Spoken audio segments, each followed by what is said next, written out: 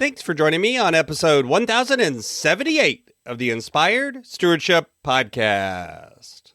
I'm Joel Hallbaker, teacher, speaker, and author of Inverted Leadership. I challenge you to invest in yourself, invest in others, develop your influence, and impact the world by using your time, your talent, and your treasures to live out your calling. Having the ability to lead through confident humility is key, and one way to be inspired to do that is to listen to this, the Inspired Stewardship Podcast with my friend, Scott Mater. And then, of course, you end up not getting it done, and that affects the energy that you have for the rest of your day. So the first step is to actually begin to pay attention to what is your energy like for different tasks and for different things. How does that ebb and flow throughout the day and throughout the week? And how is it depleted by different tasks that you do?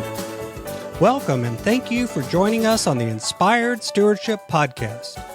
If you truly desire to become the person who God wants you to be, then you must learn to use your time, your talent, and your treasures for your true calling. In the Inspired Stewardship Podcast, you will learn to invest in yourself, invest in others, and develop your influence so that you can impact the world.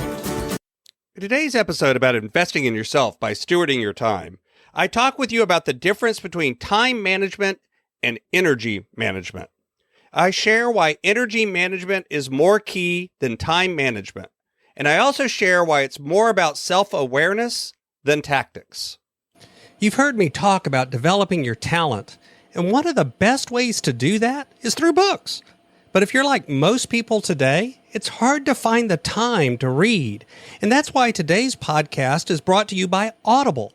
Go to inspiredstewardship.com/audible to sign up, and you can get a 30-day free trial.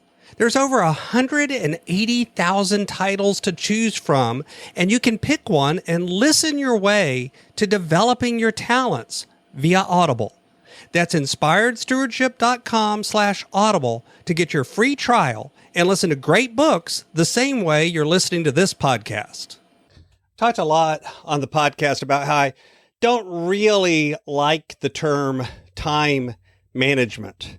How the truth is we all have a certain amount of time each and every day, but the way that we manage it is less about managing the time and more about managing ourselves.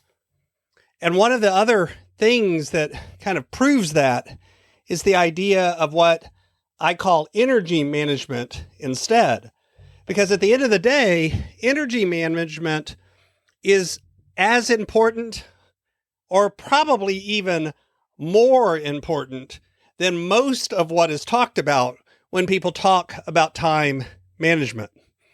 The truth is, energy management, when I think about that way, when I think about productivity through the lens of energy management, I suddenly recognize that is really revolutionary to the way that I work. It changes a lot about my productivity, about my self-care, about all of those things. Basically, energy management is the idea of managing your work and your productivity based in part on your energy levels, focusing on the level of energy as opposed to using a calendar or a to-do list as the center of your project management system or your time management system. It's changing the focus from a calendar-based, task-based idea to recognizing that the truth is our energy levels fluctuate throughout the day, throughout the week, throughout the month, even minute to minute. I'm including that when we're looking at our calendar, when we're looking at our to-do list, when we're looking at our productivity, and also when we're looking at our self-care. Recognizing that instead of just a collection of different strategies and techniques, we need to pay attention to our own energy and what is happening inside of ourselves. It's about becoming self-aware of your energy levels, because managing your energy means that you have to admit that you only have a finite amount of energy. And what's more, that energy level isn't even completely predictable. Have you ever had that day where you thought you were going to be really productive, but then you got up in the morning and for some reason you didn't sleep well the night before, and now your mental energy, your creative energy is drained? See, that's another point. We have different kinds of energy. We have physical energy. We have mental energy. We have creativity. We have emotional energy. We have social energy that can be drained. And each of these can be drained by what we do. And there's days that something that is a simple task can suddenly require much more energy than normal. There's a system that people that deal with chronic fatigue or lupus or other chronic disabilities and illnesses deal with called spoon theory. It's really just a way of framing the energy pool that you have available and then how your energy is depleted throughout the day. So in this idea, basically it's a way of saying that you start the day with a finite pool of energy. In this case, the woman that invented this went and gathered spoons from the cafeteria. So she said on a good day, she has about 12 spoons available. And then when she gets up and makes breakfast and gets ready for the day, that takes a spoon. And so she removes a spoon from her pool of spoons.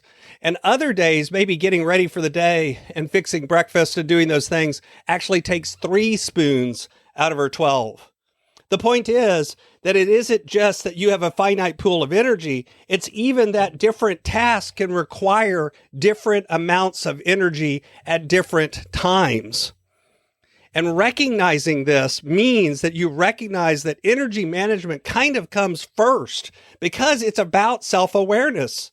It's about learning yourself, your energy levels, and how they ebb and flow throughout the day. How long a task can take is something that you can study and understand. And inevitably, we usually get it wrong when we first estimate it. They even have a name for that. It's called the planning fallacy. But the idea, too, is to recognize that sometimes it's your energy levels that cause that change. If you try to do a creative task when your creativity is low and that energy level is low, you're not going to be as efficient or accurate as normal. You're not going to be able to get it done. And then, of course, you end up not getting it done, and that affects the energy that you have for the rest of your day. So the first step is to actually begin to pay attention to what is your energy like for different tasks and for different things. How does that ebb and flow throughout the day and throughout the week? And how is it depleted by different tasks that you do?